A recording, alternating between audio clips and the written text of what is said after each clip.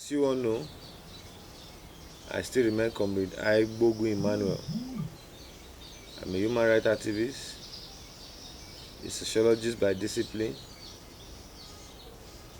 and a farmer by practice. Pastor Osagie Iyamu is a true son. A true son. When I mean a true son, he's somebody who has lived all his life in Benin City. He identifies with his people. He knows his people to the looks and cranny of the state.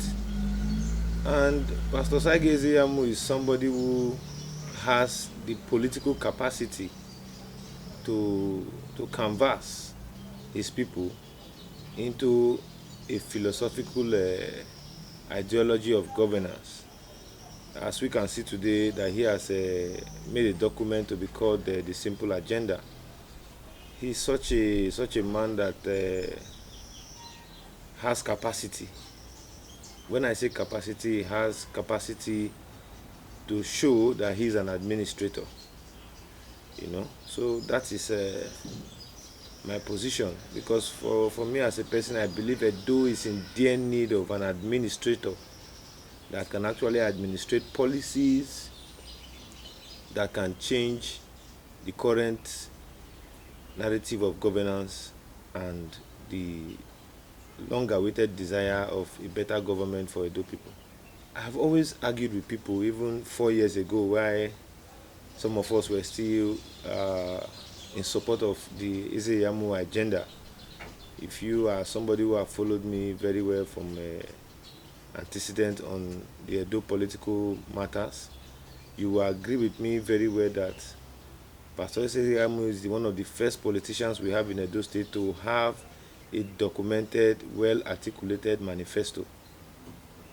In any developed economy, even where Donald Trump was aspiring to be president of the United States, he also came out with manifestos that we saw of creating jobs, expanding the American economy. We all saw those things and we saw it manifest.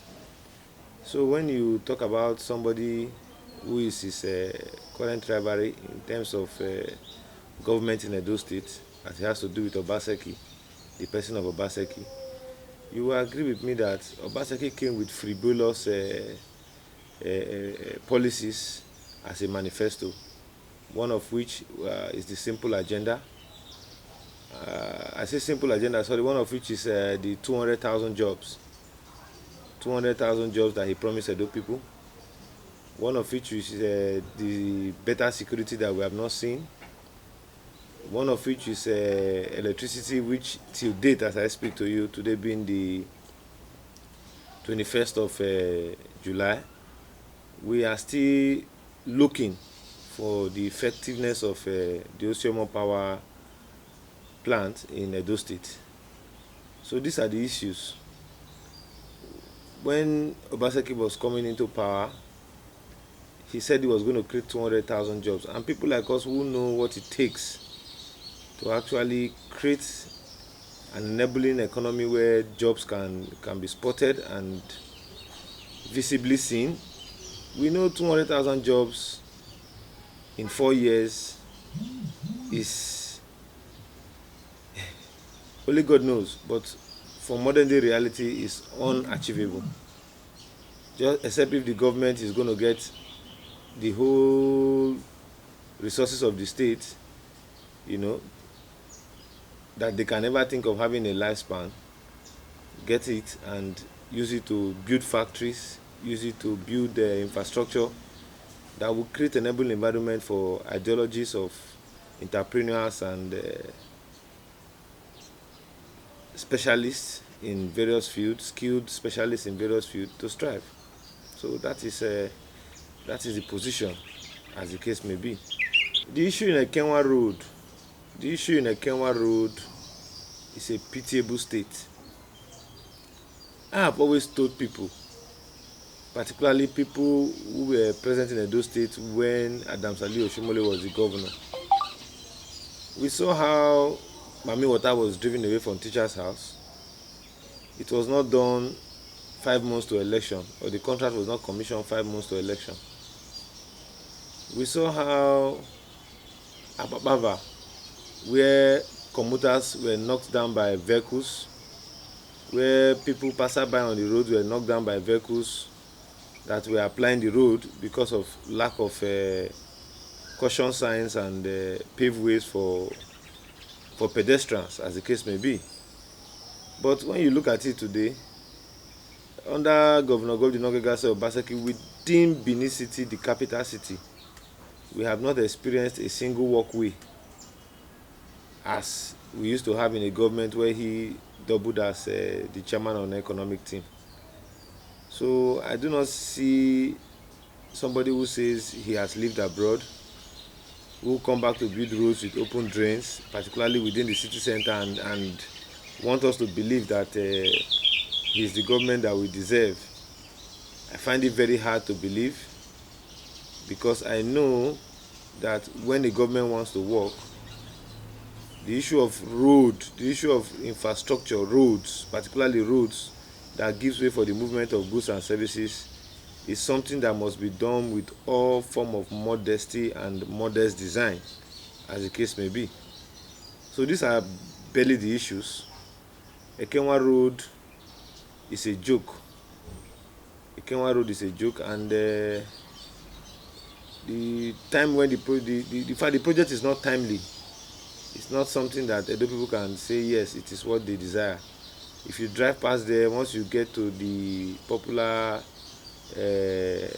Uniben campus, you agree with me that the rest of the road is impassable. So these are the issues. When you initiate a project that does not meet with realities on ground, this is what you get. As of today, Obaseki should be telling us that he has completed the Kenwa Road with street lights.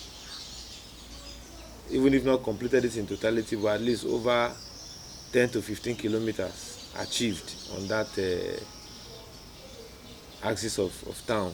But when we still have what we have today, it's just a solid state. My anger towards this government, first of all, the government is not people-oriented. The policies of the government are better heard of by people abroad than those of us in Edo State. I doubt if today there's a family you can see in Benin City, haven't it been that the governor has championed the COVID-19 pandemic to ensure that it doesn't ravage the state. But you still cannot find any single family that would applaud the educational policies of the governor. Putting into perspective where you say children can learn from home and you are adding technology to the learning environment. The question to ask, how many computers do you teach somebody how to use, or teach somebody from the internet or from the computer that does not have Wi-Fi, that does not have electricity, to ensure that the gadgets in which he or she is using is properly charged and the rest? So you see that the entire policy of Edo Best is just centered at favoring those nepotic friends that are into consortium with the governor. They are just the ones benefiting, not the Edo people, benefiting from the legal tender we have as resources, and that government uses to pursue the policies they intend to implement for our people. So today, having used over 20 billion to service the Edo Best policy, and we still cannot say we have gotten it 50% right. I don't think it is such a healthy state. But firstly, when my disposition began about Obaseki, that Obaseki does not give room for cross-pollination of ideas, because as somebody who sees himself as a technocrat, he does not believe that people can actually advise him to do what is right rather than from what is of his own opinion. So these are solely the issues, and for me, I do not think that is the best. As far as we are concerned, we should have gotten a governor that was listening, a governor that interacts with the people. Till date, I'm here to find a question and answer section with the governor in a town hall. Haven't ruled over people for 4 years. The people cannot ask you question. After the 1 year in office, he probably hijacked the House of Assembly for over a year now.